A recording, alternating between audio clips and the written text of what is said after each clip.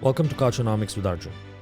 The show aims to unravel the layers of the fintech sector and the rapidly evolving tech startup ecosystem across the MENA region and beyond.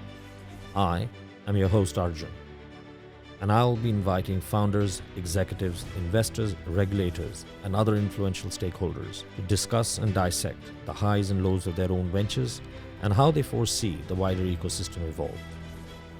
Join us as we celebrate success and the spirit of risk-taking, the candid discussion that goes past the timid question and cautious answers. This show is produced in collaboration with Adyan, a reliable end-to-end payment solution that enables businesses to turn payments into a strategic growth driver. We're also brought to you by Lulu Financial Group, a global financial services provider headquartered in Abu Dhabi and operating in 11 countries.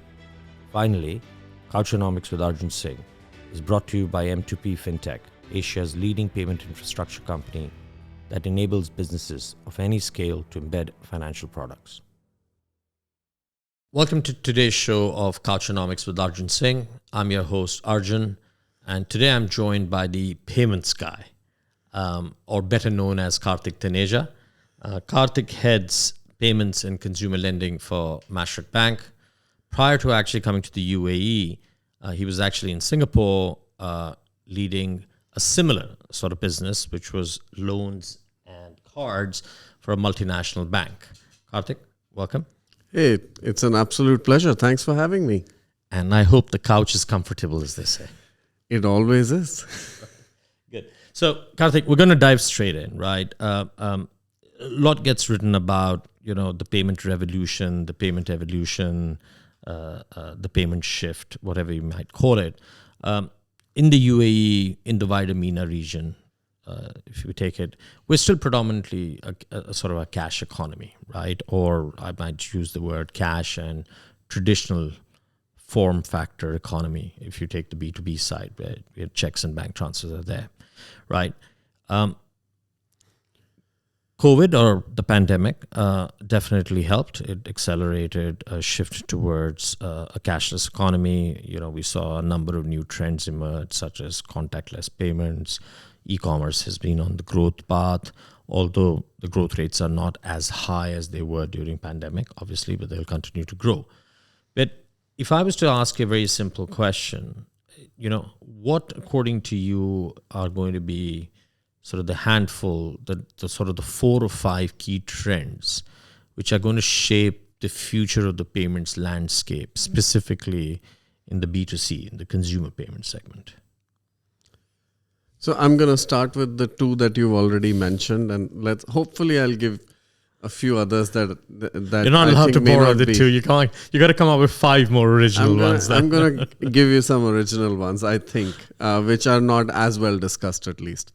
So the number 1 is obviously the e-commerce bit, right? Yeah. And it has been a vertical trend. If I look at NeoPay, right, our business, over the last 2 years, what we've seen is that at some point of time, we had 95% of our payments, which were just e-commerce, but that was because of the lockdown. And even now, if you look at it, if out of 100, we had $20 which were coming as e-commerce, today it's 50, right? Okay. So that gives you a fundamental shift which has happened in terms of people are far more comfortable shopping online.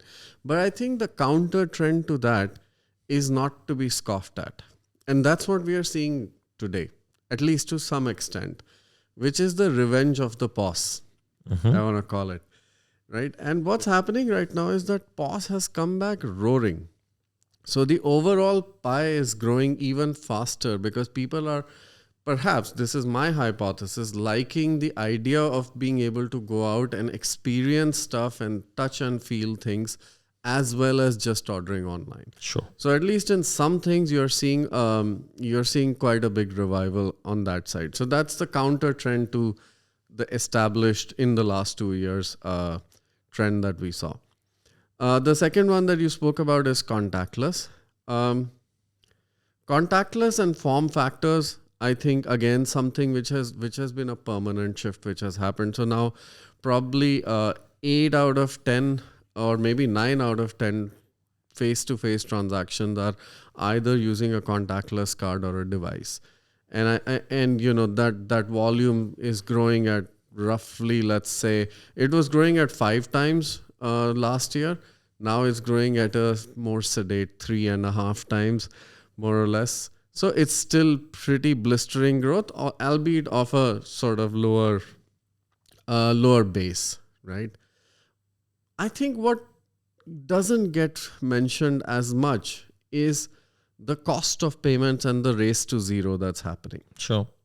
So if you look at overall worldwide, and let's keep UAE in context after that, if you look at payments, you have regulators coming in and making some changes, right? Everywhere, including here. And you have new payment systems which are forcing a change or which are really driving a massive change. Okay. Whether it's consumer payments, in fact, also business payments. So B2B also is impacted by some of those. Infrastructurally, you're getting into payment methods which are fundamentally less expensive than what we've been used to. Lastly, I think some of that change is also driving a relook at lending. And like most things, we've seen cheerleaders for BNPL, and we've seen now everybody and everybody with a internet connection is coming out and saying BNPL is dead. Yeah. Basically, I think it's neither of the two, but I think what the payment trend of lower costs is driving is the fact that you have to make money somewhere else. And I think that trend of non-traditional lending is here to stay, whether we like it or not. In fact, if anything, I think it's for the betterment of society on the whole. And I agree with you. So I very clearly put myself in the cheerleader category of BNPL. I do see the challenges that BNPL have, but like any other sector, I think it'll evolve for the better. What I do, I guess I use the word love because I've used that term previously for BNPL, is that it's kind of morphed that line between payments and lending, right, in the consumer's mind. But let me come back to a couple of points you made up front. The revenge of the pause, as you said. Do you see that as just I guess a knee-jerk response to the fact that people are now starting to step out?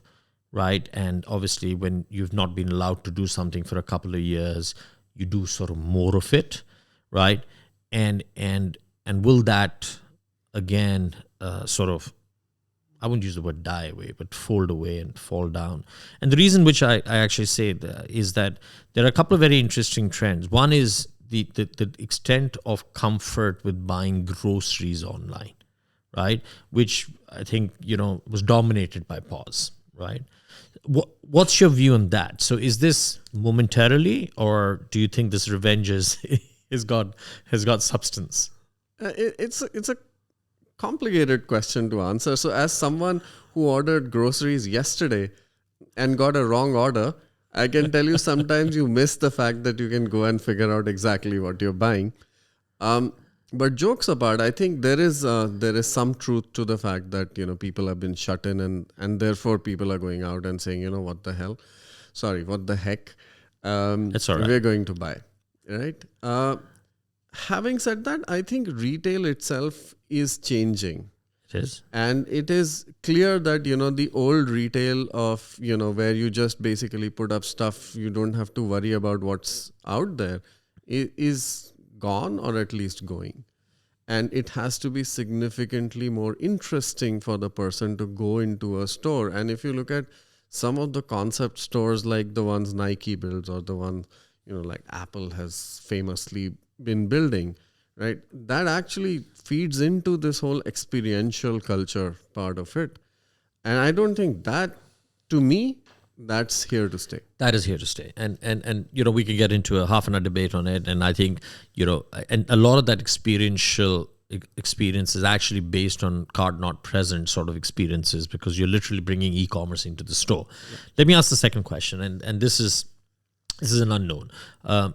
You've known me for a few years. I was on the retailer side, right? So for the last for 5 years till I came into my new role, contactless, right? The numbers that I had, and I'm out of date because I'm not with a retailer, and I was with a substantially large retailer. Was what I found quite interesting was that although contactless was growing at a very, very rapid rate, it was tap and go rather than mobile wallet.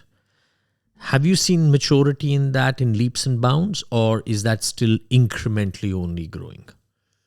So it is now growing to a point where I can talk about our numbers. It's roughly 10% of our total spends, which is the OEM wallet, which is your Apple Pay, Samsung Pay. So still only 10% of all contactless. That's right. So No, it's very that's 10% of all spends. all spends. Which is not insignificant. Considering maybe 4 years ago, it was about 0.5%. Yeah, I would imagine. Yes. So it is growing exponentially, but you're right. Contactless is a lot easier, I think, for people to get used to, and that is the dominant form right now. But like I remarked earlier, it is still growing at 3.5x. Okay. So it's not slowing down tremendously. Nope. It's slowing down a bit. But I think it will become a big force. No, I totally agree because of the come. convenience it is. Yeah. So let me stay with that theme, but I've got a very interesting question. So world over, we've seen the rise of alternative payments in different ways, right? But I'll ask you a very UAE specific question, right?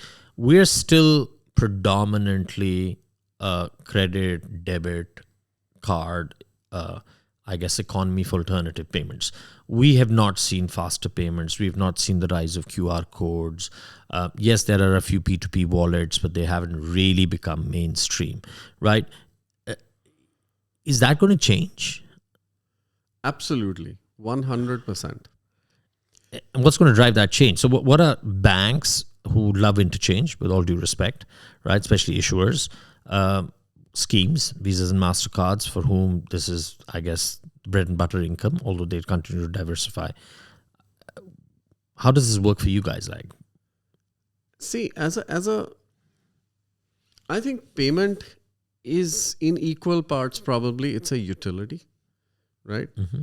But then on the other hand, it is much larger than a utility because it involves rewards, it involves risk, and other factors like location and complexity and so on, right? So there is the basic piece. So if I can liken it to a road with 2 speeds, right? 2 speed limits. I think there is one part of it which is going to go lowest cost, which we are seeing. Mm-hmm. And I think that will grow very, very fast. And that's coming, I think it's like something like I read 30 something countries at this point of time are implementing faster payments, right? And it's not if, but when, how quickly. And wherever it comes, as long as it's well executed, there are a couple of examples where it's poorly executed. If it's well executed, it really overtakes credit and debit and other traditional, what we now call traditional form factors. Having said that, credit and debit are going nowhere. I mean, think about it. And I just did a back of the envelope estimate. So roughly globally on credit cards, approximately $1.3 to $1.5 trillion is borrowed every month in terms of spends done on that, right? This includes China. So, and if you think about it, that amount of credit, most of it is repaid immediately, but some of it is not. So the amount of inertia in taking away that credit and replacing it with money that you have to pay right now is not going to be simple. I'm not saying it's never going to happen, but I think it won't be simple to replace it. Agreed. You mentioned about credit or taking credit on credit cards. I'm going to ask you a hard question. Please feel free to take the fifth if it's not something you want to answer. And I'll come back to this BNPL versus credit card comparison. Sure. So 42% APR credit cards with revolve rates sitting at somewhere in between 40 to 50%, don't get talked about as much as $200 BNPL transactions and someone defaulting and having to pay $15 as late payment fees.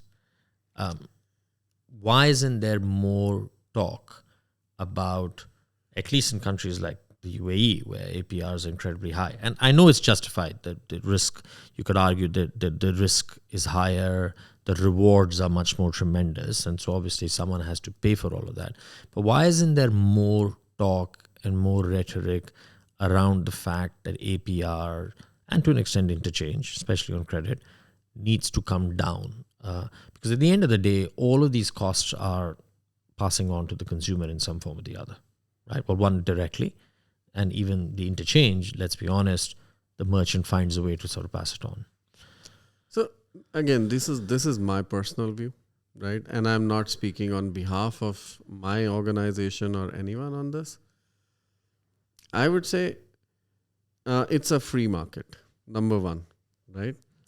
If people want to disrupt this market, I think there are ways and means that people can do that. And it's not that it hasn't been tried. It has, right? That's point number one.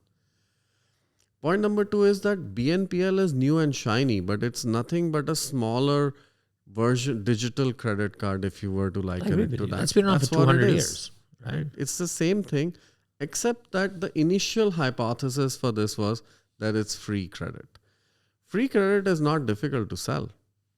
And believe me, as I'm saying this, I will tell you that I'm a cheerleader for BNPL, because that's where the next generation of credit understanding for the next generation is coming from and is going to come from, right? So I don't see anything wrong in doing that. I'm just saying that it is not as different as people make it out to be, and yet it is fundamentally new in the segment that it's trying to address, right? Okay. And I think that's an opportunity more than a threat to me, right?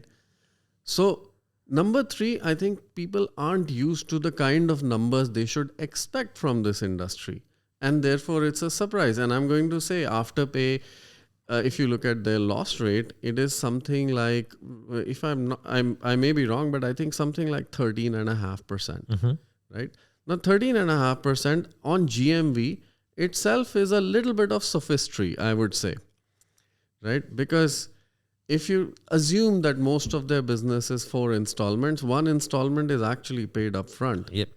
So you add 25% to that, and then you're looking at a significant loss rate. But in my mind, it's not significant. If you're going to people who don't have any experience with credit, this is what you would see.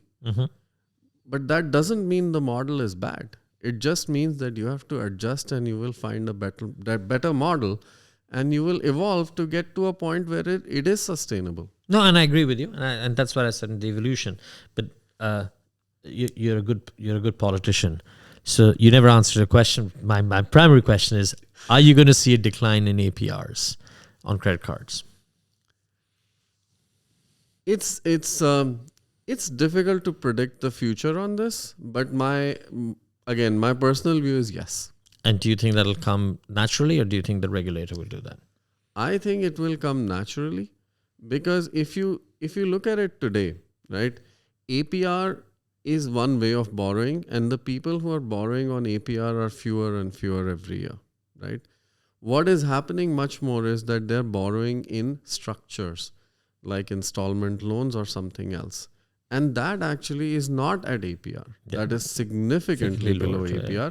And that's where the industry's growth is coming from.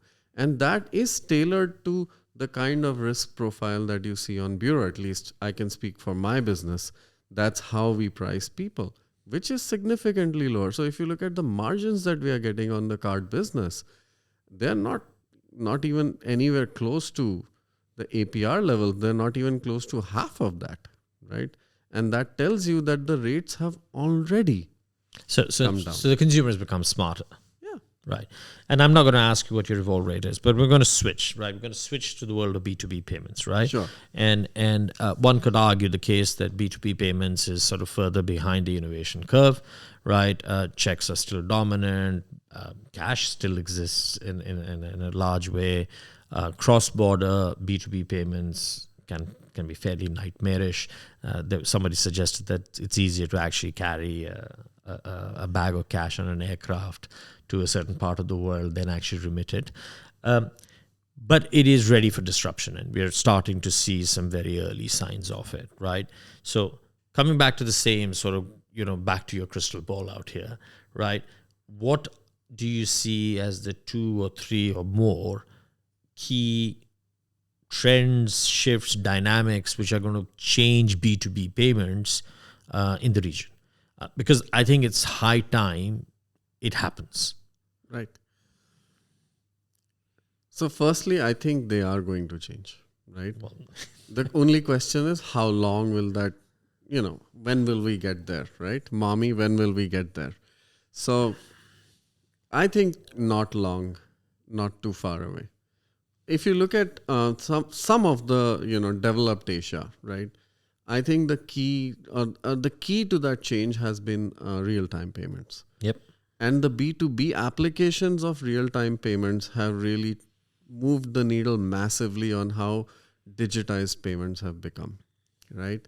And all of those real-time payments come with things like an e-check or request for pay, or a lot of the features, at least in Singapore, you take for granted today, were not there. It's hard to imagine they were not there 5 years ago, right? We were still using checks. I think that is going to be a game changer when it comes to domestic, commerce per se. Sure. Cross-border is going to take longer. And while we would love for, SWIFT to get better or SWIFT to go away, some people might want. But let's face it, today that's the one system that's there. It works. It's clunky. It works, right? For the most part. And the new version of Swift, the Swift GPT, is helping with speed, with transparency, some of that. A lot of people want to get rid of that. And there is, like I said, it's a free market. There is competition coming. And a lot of that competition is coming from the new age, TransferWise and the like. And I would actually say, for example, Mashreq has a partnership with Niam, where we are sending instant payments or near instant payments to 40 corridors today. Okay. Which I think is probably, if not the best, is one of the best in this market. And we are competing. We're not using Swift Rails to do that. So domestically, faster payments is the silver bullet? It's not as clear for cross-border, but I think something is going to emerge. The other pieces, which I haven't spoken about, is this whole blockchain-based. Yeah, I was going to come to that. So let's put blockchain on the Sure. on the agenda. I was going to come. So what's your view on blockchain adoption, especially from cross-border, especially with syndicates which are being formed on the blockchain? Are you going to see proliferation in terms of positive proliferation? So a number of these come up. The answer is yes, it works. But today it's a solution looking for a problem. Until it doesn't get regulated in some form or fashion, I think it will be on the fringes. So I think some of the regulation, which seems to be on its way soon. Australia is going to launch their first Bitcoin and Ethereum ETF, which is not built on futures, but it's built on spot. And that's a big deal in my view, right? I think that will only help. But if we keep going little bit like that, I think it's looking for that key to unlock it. And maybe if the Fed decides at some point that, we will regulate the CBDCs, the USDC and the USDT and so on. You got to hold on that. I've got a question for that. So don't ramble into that yet. So maybe that's the key. Or maybe it's more than that. I wouldn't know, but I certainly think some regulation would help. I do agree with you. But I think you mentioned blockchain, you mentioned Ethereum, you mentioned Bitcoin. So let's take digital currencies, right? If I take the loose definition, and obviously that's a wild field, but a wide field, as I should say, rather Also than wild. it's also a wild field in certain parts, especially when Kathy Woods actually recently went and said Bitcoin's going to be worth $1 million in the next 4 years. I'm holding on to my Bitcoin. Irrespective of whether I buy into Kathy Wood's opinion or not, but anyone who can say that something worth 40,000 can be $1 million in 5 years is worth speculating. But on a more serious note, so you got CBDCs, and there is a lot of activity going on, and it's a different level of maturity, right? Some people are still writing papers, others are actually testing it. Some are testing it in the B2B world, some are doing it in the B2C world. What I hear, at least, or what I read, is that maybe the applicability to the B2B is more obvious and more straightforward. Then you obviously have stable coins, right? And one can argue what's the difference, but in my opinion, there is a subtle difference, but there is. And then there is crypto, right? And crypto in its form is becoming more and more, how do I say, real to a lot of us in terms of the way we can convert it from either fiat or convert it into fiat and then use it for, whether it is buying NFTs or even going into a soda shop and, buying your next Coke. How quickly do you see crypto becoming, it's already part of the ecosystem, right? How quickly do you see it becoming a very dominant part or a significant part? I wouldn't use the word dominant, significant part. And where do you see, which use cases do you see first sort of emerging? And sizable use cases, not buying NFTs. So, if I take a step back, what is crypto better at doing than fiat currencies, right? It is actually, if you think about it, at least in my view, it's enabling e-commerce. Okay. Right?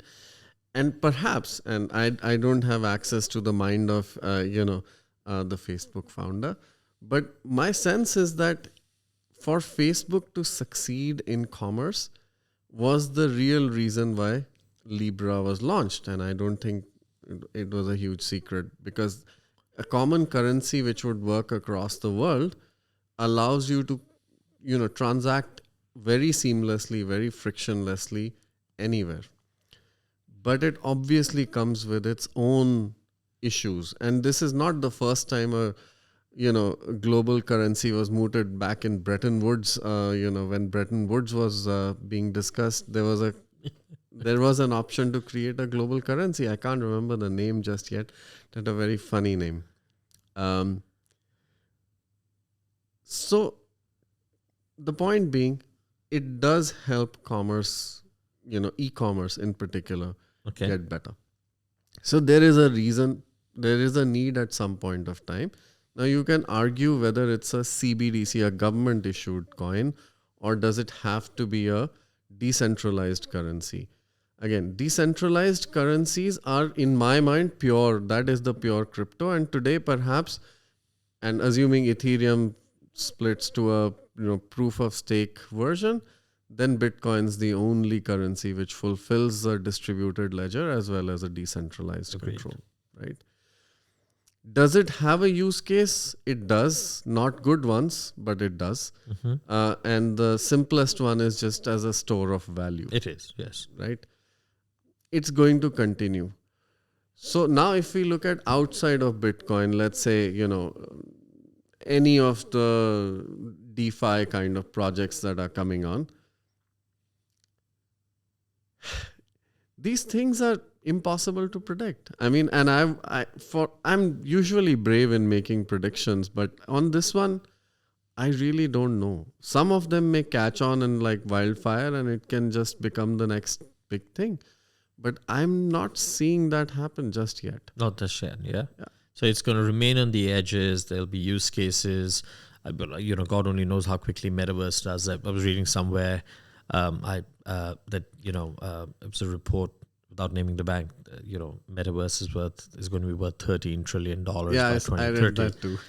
and I think a lot of that is lift and shift. It's not net new economy of $13 trillion. But I would imagine that the vast majority of the commerce conducted on the metaverse will be on some form of crypto, right? Some sort of a decentralized.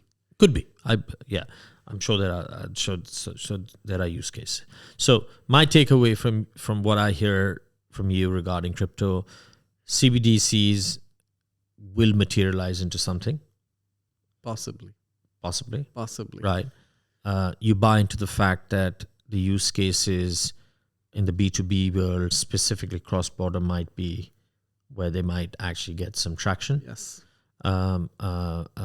Bitcoin continues to be, as a very smart guy, without naming him, because I struggled with the pronunciation of his name, Chamat's surname, said it's Schmuck Insurance, right? So as we have less and less, how do I say, confidence in governments, we look at something which is purely decentralized, and therefore its value grows, and we can all speculate. And obviously now that fractional ownership is allowed, everyone can have a piece of it. But beyond that, you're saying wait and watch. This is one which is hard to sort of predict. Yeah, right. I mean, you've summarized me beautifully. I should have you with me at all times. Yeah, exactly right. I'm serving my purpose. Let me circle back. My favorite question, right? I'm fairly active on LinkedIn. I get surprised that people even read any of the stuff that I write and actually comment. But I've always gone around and said the future, or at least the immediate future, I can't see 50 years ahead, right, is more less cash than cashless, right? And there's good reason for cash to exist, whether it is for the disenfranchised, whether it is for the people who are challenged and therefore, anything digital, or whether cash actually is arguably real in its sense that you can touch and feel it. What's your view? Is cash an important part of the way we go forward? And let me couch that question in terms of your advice to businesses who are developing their payment strategies, right? Should they make sure that cash is part of that thinking? Yes or no? And if either of those two stances, why? So it's a loaded question. Answer you like in the same order. You can answer whichever order. I'm gonna just take a step back and then hopefully come back to it. And I know you will tell me I haven't answered the question if I don't.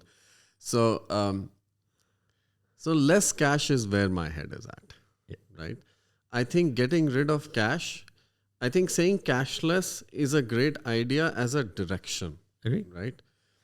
But I think having no cash at all, like you rightfully pointed out, it's going to result in people who are, left behind, right? And all sorts of people. You mentioned some of the examples. I personally had that experience, right, in China. Okay. And I was trying to buy, I was in Shanghai and I was trying to buy a train ticket to Hangzhou, where I had to go for a meeting. And I'm at the station. At the station, there are many counters. It's a train station, right? So and it's a Chinese train station. Yes, so extremely crowded. Everything is in Mandarin. And so I reach one of the queues and I'm like, the guy doesn't speak English at all. So I was like, Hangzhou, hopefully he understood that. So he's like, only Alipay or China Union Pay, right? And coming from Singapore, I had neither one of these payment methods. What I didn't realize is there is that one counter somewhere far away which does accept cash. But I had no way of figuring that out at the point. And therefore, I had to take a very expensive taxi, which took 4 hours. By the way, the train takes an hour to get there, right? It's beautiful. The Chinese rail system that they're building, amazing. It takes 1 hour. I had to spend 4 or 5 hours to get there in a taxi and pay a lot more money because I just couldn't figure out how to operate it. And I think that story, I have to remind myself that, sometimes cash is necessary. Yeah. You got a use case. I'll tell you, I feel bad when I stay at hotels because the bell captains, unfortunately, aren't getting tipped. Yes. That's right. Right, the guy who opens the door when you you know don't carry cash you anymore. don't carry cash anymore, and I actually feel quite bad. The restaurants are fine; you can round up your bill and put a cash amount, and hopefully the proprietor pays but there is actually parts of the society. Kartik, thanks for coming. Right. Always a pleasure. I know I didn't answer the last question fully. No, that's fine. That's fine. I think, you know, it's always good to speak to people who are willing to sort of take the leap of faith, and I think you did take a couple of times the leap of faith today. But you know, as I said, thanks again for coming. I hope it was an enjoyable conversation.